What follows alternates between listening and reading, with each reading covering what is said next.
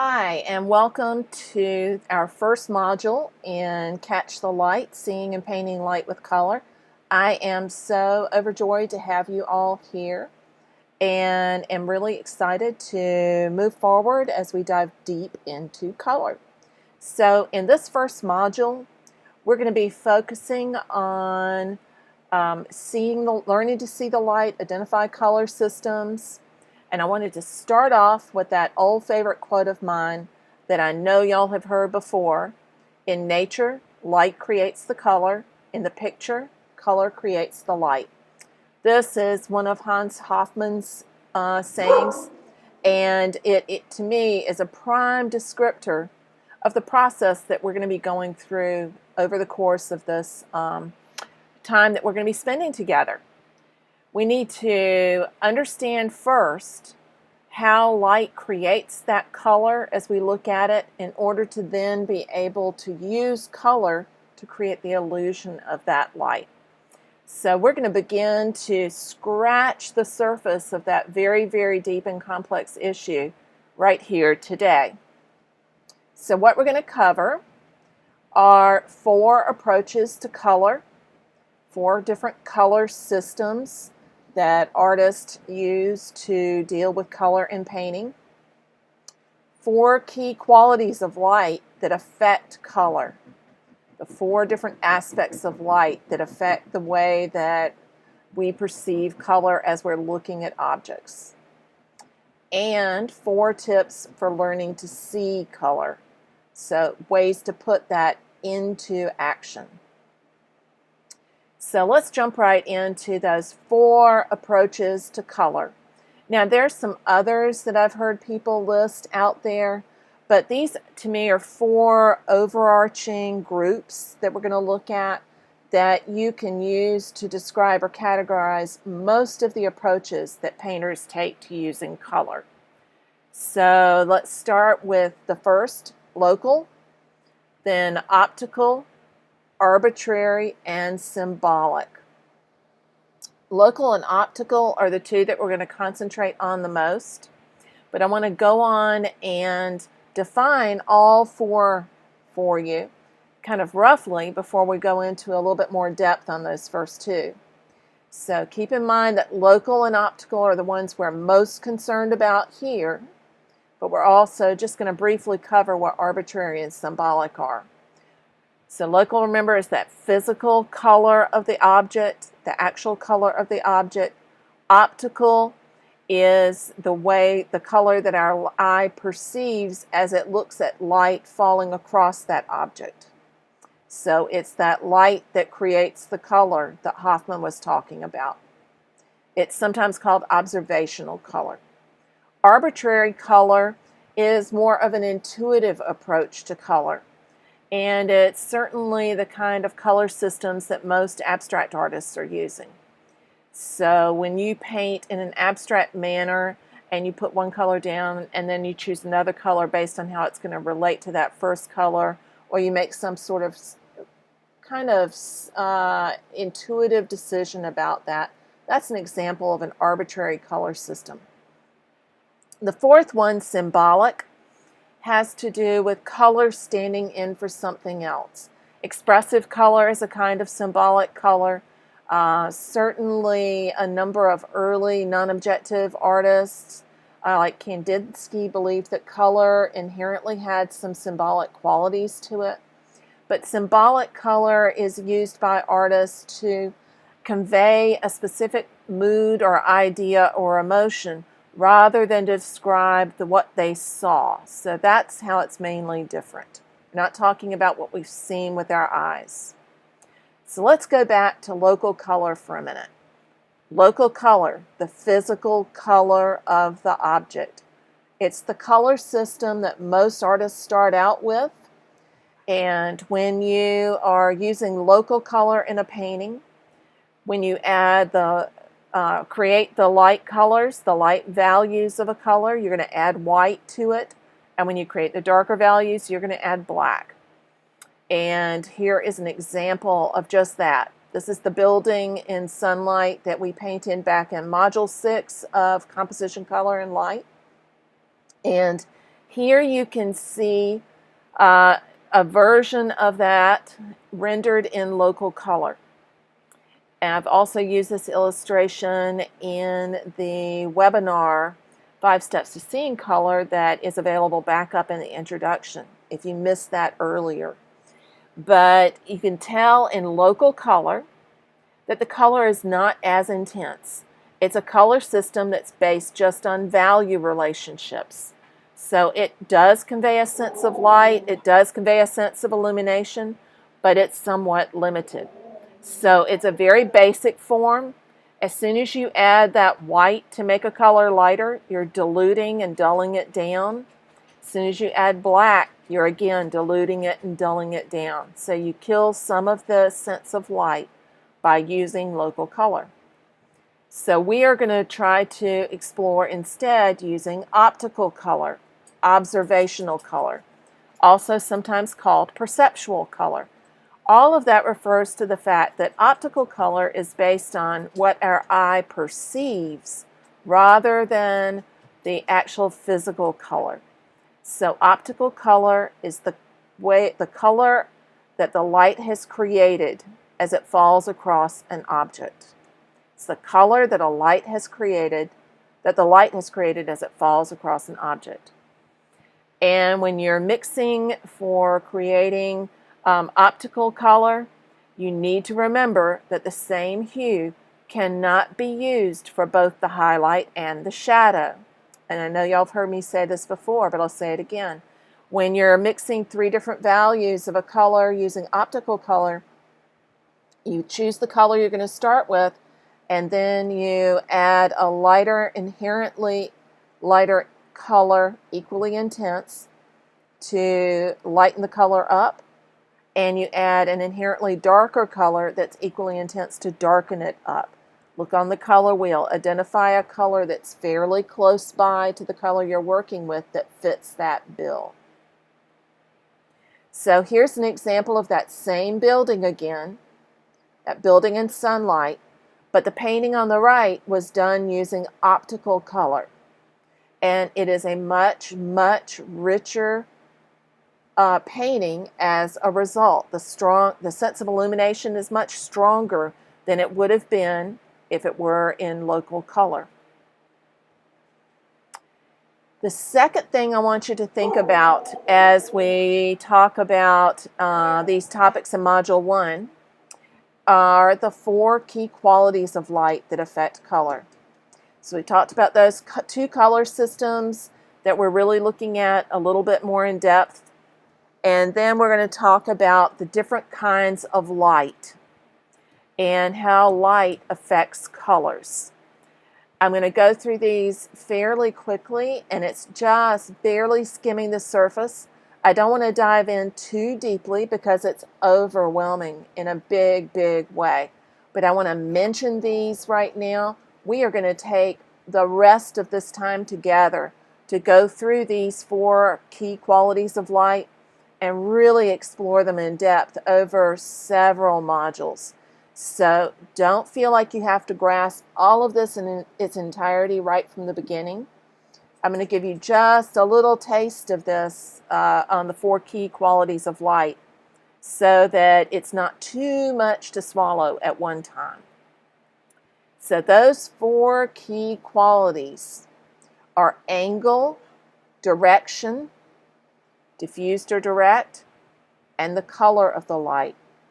So it's important to understand the angle of the light, the direction of the light, whether it's diffused or direct, and what the color of the light is. And I think the easiest way to understand these things is for us to look at a couple of photographs and paintings so that you can see how the light is reflected in those particular images. And I think it makes much more clear sense at that point. So let's go back to that building in sunlight photograph. The angle of the light is the angle of the sun in relationship to the earth. So this photograph was taken later in the afternoon between 3 and 5 o'clock. So the light was at a fairly low angle. It was in the fall. in the late fall, and so the light was at a fairly low angle. That's going to give you a very, very different quality of light, and it affects some of those other qualities down below.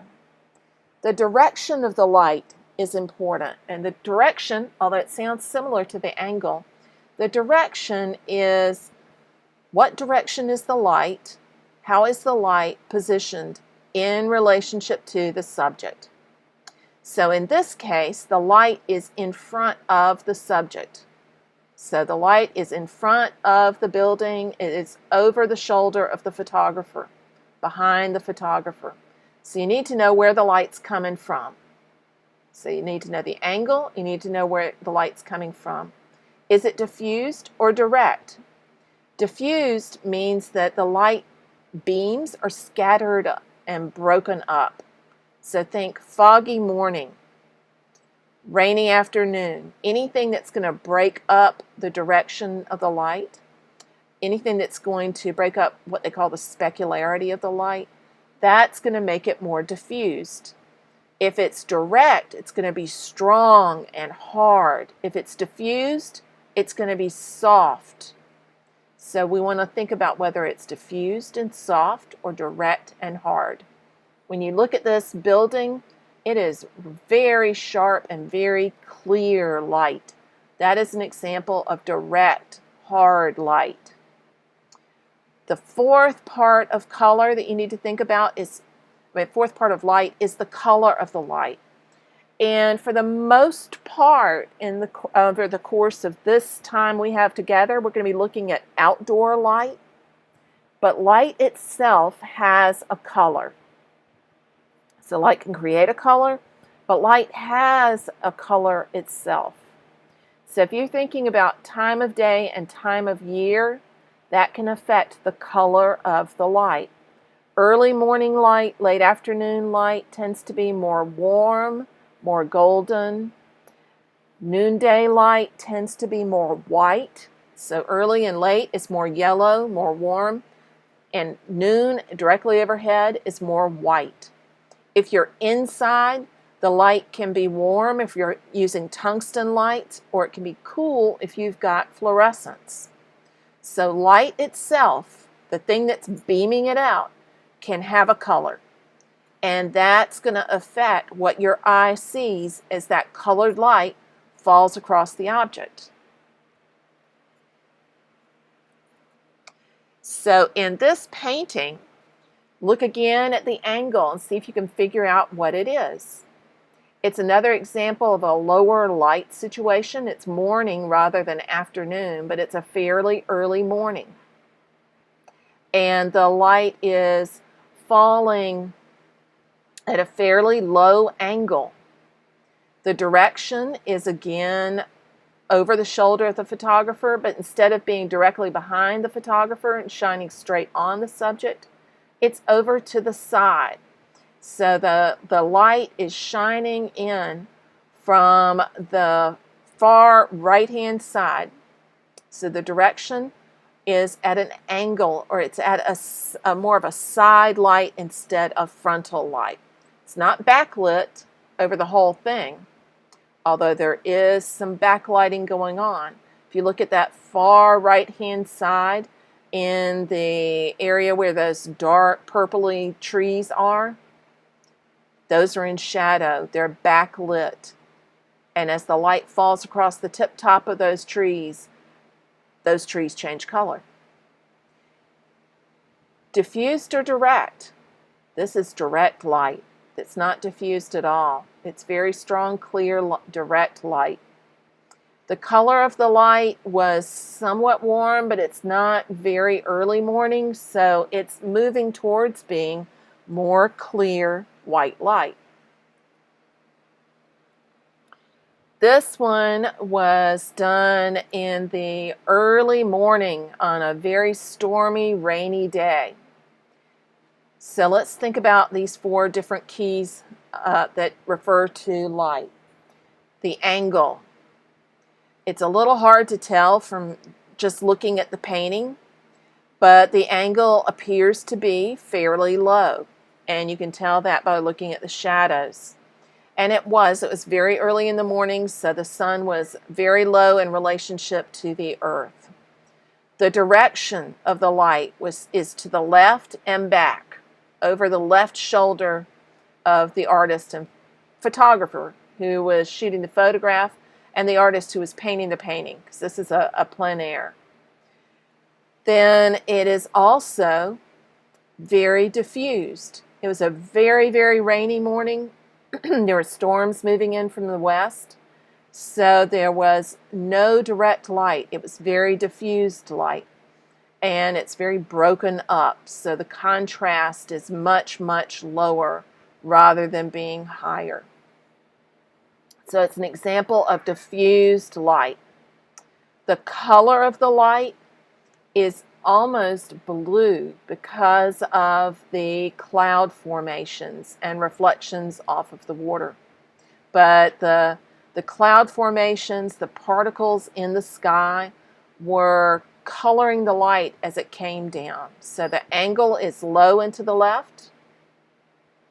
The direction to the left, it's diffused, and it's got blue light. A very cool light. This is a cropped section of a painting, and it's in a very, very different kind of landscape. It is in the middle of the Congaree Swamp in the Congaree National Park. Heavy, heavy canopy overhead, middle of summertime. So there is a lot of foliage between the area that was being painted and the sky overhead, even though you can see some sky in there. So if we run through those four aspects again, the angle is actually fairly high in the sky. It was moving towards 11 o'clock to almost noon. So the sun is almost perpendicular. The direction of the light actually becomes a little hard to tell. It's one of the things that can happen with diffused light, is there's not as much of a clear direction. And it is somewhat diffused because of all the foliage. So the direction of the light is a little unclear and a little broken up because of how diffused it is. The color of the light is fairly white, slightly cool because of the light passing through all of those leaves, all of that foliage. It does tend to tint it a little bit to the greeny blue side. This one is another plein air sketch, and if you look closely, you can even see the little accompanying gnats that were there that day. Not too bad, but a few. And it was a beach in California. Done very quickly because there was a lot of wind, high wind, and it was hard to hold on to the panel. So it's a very different kind of lighting situation than these others that we've already looked at. The angle of the light, the sun was high in the sky, very high in the sky. It started painting at about 1 o'clock in the afternoon. So it's fairly high in the sky. The direction of the light was almost straight behind me, but slightly up into the sky because the angle of the light's so high. It's behind me, shining directly onto the subject, almost frontal light. It is most definitely direct light. It's very strong light. It's not diffused at all. And the color of the light was very crisp, very clear, and very white. So very, very white light. So we've looked at several very different lighting situations, and I hope that makes those four key qualities or aspects of light a little bit more apparent. And let's run back through those again just to look at some of those images and then refresh our memories about angle, direction, diffused or direct, and the color of the light. So those 4 aspects.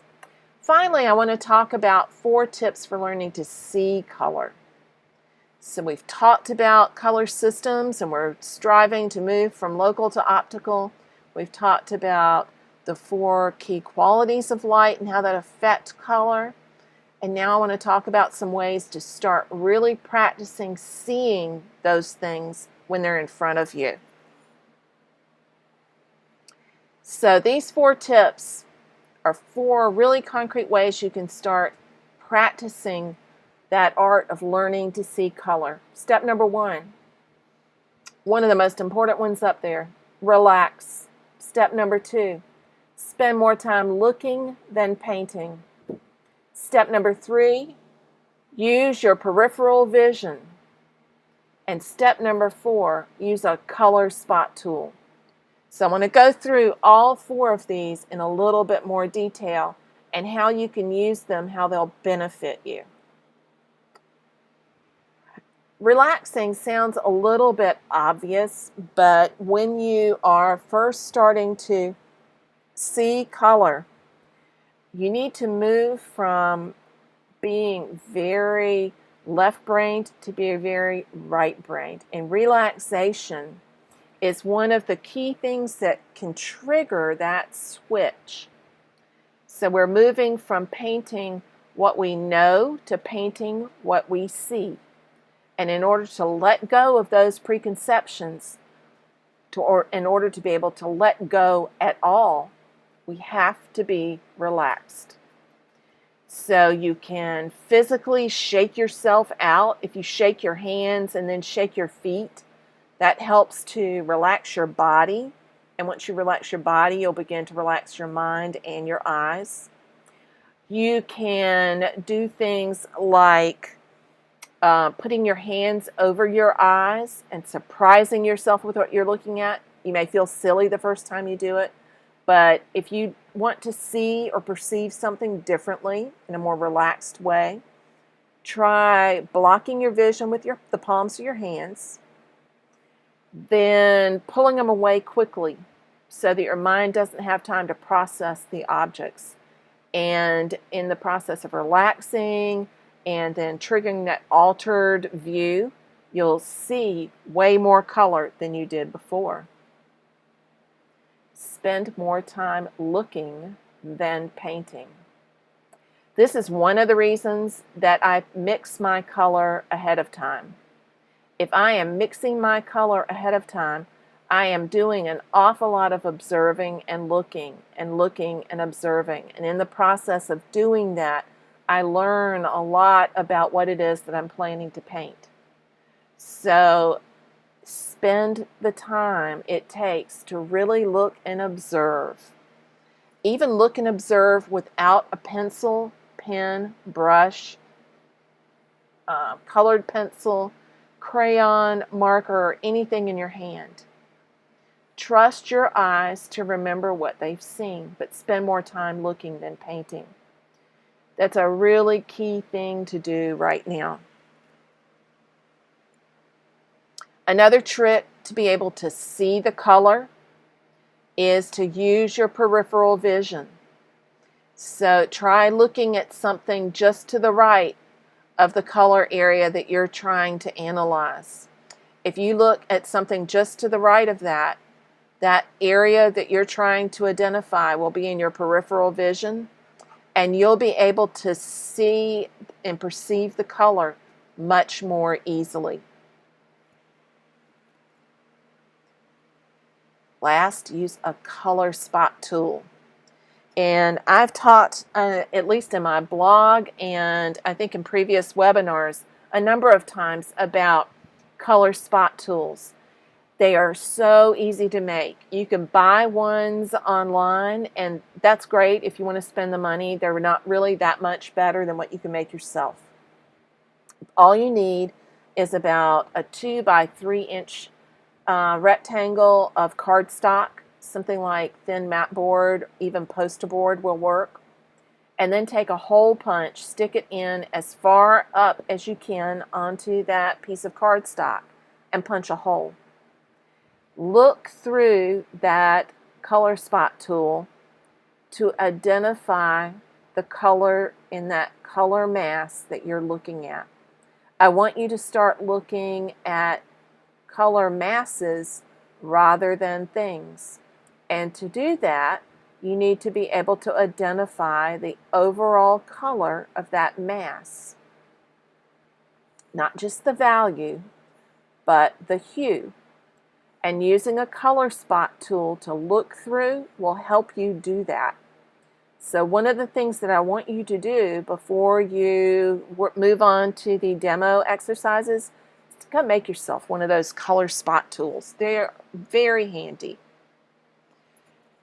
So let's just look at this photograph. It was in the webinar as well again, and think about the colors that we actually see here and try using some of those tools that we've been talking about. So in order to more accurately see the color of the grasses, look at that very distant shed in the way far back towards the right-hand side at the horizon line. Very distant shed. You really can't see anything but the roof line. Look at that. Kind of focus your attention on that. When you do that, you'll begin to see how orange the grass in the foreground truly is, and how blue-green those shadow areas of the grass are. So there's an awful lot of color in the foreground that you would miss if you didn't use your peripheral vision. So think about the kind of light. And you can tell a lot of that from just looking at the photograph. It's late afternoon, early evening. The sun is going down. This was about 3 weeks ago, 2 weeks ago. And the winter wheat was ripening and getting ready to be harvested. And it was full on huge big pods of wheat, and the sun, late afternoon sun, was hitting it and turning it pinkish orange. So the angle of the sky of the sun is very low, and the sun is directly behind me, so it's hitting straight on, full frontal light. It's not from the side, it's not from the back, it's from the front. And it is strong, hard, direct light. And the color of the light is just slightly golden because of the time of day. I also love this quote from Hawthorne. Hawthorne was taking some of the ideas of the Impressionists and bringing them to painters in America back at the beginning of the 20th century. And he said, think of color instead of sand. Think of color instead of clothes. Color first and house after, not house first and color after. So think about that quote in terms of this photograph. This was taken just about a week and a half ago, 2 weeks ago, and on the Georgia seacoast. And it's a beach scene. We've seen a million of them. All of us have. But instead of thinking about sand, let's do as Hawthorne suggested and think about color. Think about the gradual transition and gradations of color as you move from high sand on the left that's not catching as strong a light to the sand as it gradually angles down and is catching more light to where it cools off as the water hits it and it reflects more of the sky overhead to the dark blue of the sea.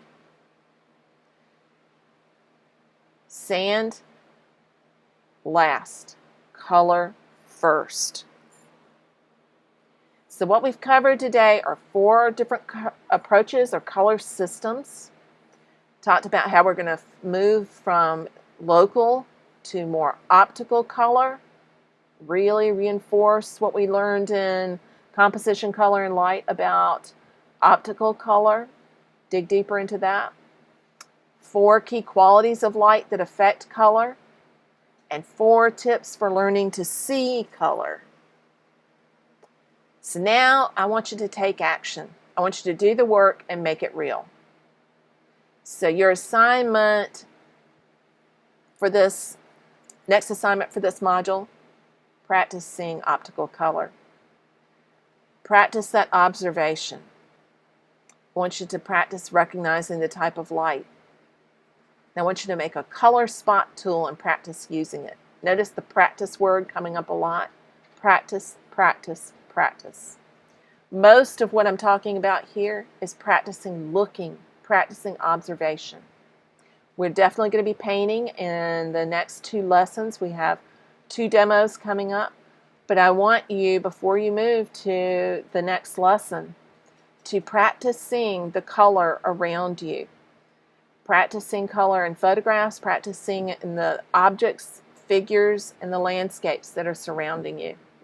Make that color spot tool and practice using it so you don't feel funky with it in your hand. Let me know if you have any questions. Post them in the Facebook group, and I'll be checking in there to see how you're doing. Take care and happy painting.